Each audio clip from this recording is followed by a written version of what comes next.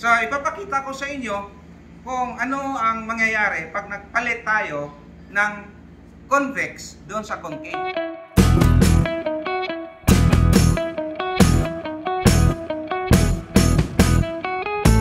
Tayong isi-share sa pagpalit ng backlight.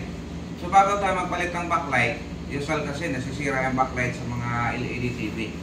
At alam niyo, ito yung pinaka-mas magastos na gawa. Dahil, bakit ba magastos? Dahil tutuklapin talaga natin yung LCD. So, pinaka-mahirap yun dahil baka magka-problema tayo sa LCD. Baka doble pang bayaran natin, hindi lang doble. Parang bumili ka na ng brand nyo. So, dalawang klase kasi ang backlight. Yung itsura makikita natin. Una, ito kita nyo flat or anong tawag yan? Paloybok. Yan, pa-curve. Ang tawag nito ay concave. Ito naman, itong ganitong klase, ang tawag naman yan ay yung paumbok, convex. So, hindi pwedeng ito, nasira yan, o concave ang nasira, tapos papalitan mo ng convex. Magkakaroon ng problema ang display mo. Hindi naman masira yung picture, kaya lang may makikita kang kakaiba. Makikita mo yung araw. Ngayon, kung ito naman ang nasira, pwede mo siyang tsagain ay palito. So, yung convex ang nasira, pwedeng ipalit yung concave. Ang problema lang, yung pinakamaliwanag na side niya, dito sa mga sides niya, masyadong maliwanag, pero hindi naman masyadong malata. Kaya nga yung diffuser natin sa ilalim, yung white na pinakalikod, may mga sulat-sulat na itim. Yun yung purpose nun, kaya hindi siya masyadong nag-reflect yung liwanag sa side. So, isa pa, pagka tayo naman ay nag-order tulad nito, usually kasi ang ginagamit natin pag nagpalit, kasi mahirap mag-stocks yung original na parts niya, napakahirap mag-stocks kasi hindi mo alam kung ano yung pumapasok na repair mo. Kaya nga mas mainam na factory cut na lang yung i-ano natin, i-stocks. Kasi ilalatag mo na lang, ikaw nang bahala sa distansya.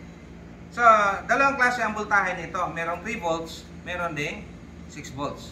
So, baka yung 3 volts ay palitan mo ng 6 volts, baka hindi ilaw yon. Eh, yung 6 volts naman, papalitan mo ng 3 volts, hindi rin, magkakaiba. Kailangan kung ano yung voltahe, yun din yung ipapalit. So, pwede bang mangyari yon na ipagpalit mo? So, may mga pamamaraan. Bawa, nagpalit ka ng 3 volts, eh wala kang stats, kailangan mo. Ang meron ka 6 volts. Anong gagawin mo? Kung 3 volts yon, 6 volts ang available mo, pwede rin yon. Anong gagawin? Di, kung 10 beds yon ng 3 volts, papalitan mo lang ng 5 beds. Di ba? So, ang 5, 5 times 3. No, 5 times 6. Kasi 6 yun eh. So, ilan? 30. Eh, yung 10 times 3, 30. So, ibig sabihin, total, 30 volts. So, pwede siya. Ilatag mo lang ng maayos para hindi magkakaroon ng problema yung display. So, ipapakita ko sa inyo kung ano ang mangyayari pag nagpalit tayo ng convex doon sa concave. So, itong sample natin, ang laman nitong backlight sa loob ay concave. Papalitan natin yung isa ng convex. Tingnan natin kung anong mangyari. So, hinanda ko na yan talaga para hindi tayo magtagal. So, pa-power on lang natin, no?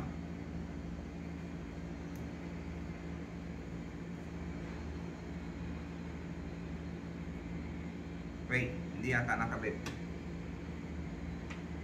Tingnan natin.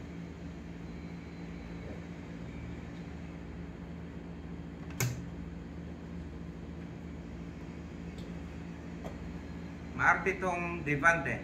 Ang deband na to, pagka open yung backlight, hindi sisindi yung system. Ayan. Lapit natin dito. Tingnan natin yung the rest. Yan. Yung mga yan, medyo malabo. Pag nandyan na yung screen, hindi na natin makita yan. Pantay-pantay na yan. Tingnan natin yung isa. Diba, nag-iisa lang siya na napakaliwanag. Ibig sabihin yan, ito, pag may mga display ka na maliwanag, makikita nyo yung screen nyo ay may parang mga araw na makikita. Kasi hindi pantay. Yung spot nga, yung tinatawag natin. So, silipin natin sa ilalim. Ayan o. Napakaliwanag nga. Kasi yung liwanag, yung parang flashlight nakatutok. Samantalang yung mga concave, sa side yung, yung flash niya. Sa gilid-gilid. So, ito yung mga ginagamit, yung mga concave, ginagamit yan sa mga maninipis. Ito, ginagamit to sa mga makakapal na casing o yung chassis. So, malalim yung chassis. Ito yung ginagamit. Pag yung chassis ay manipis, ito yung ginagamit. So, yun. Sana naka-input ako ng, sa mga to.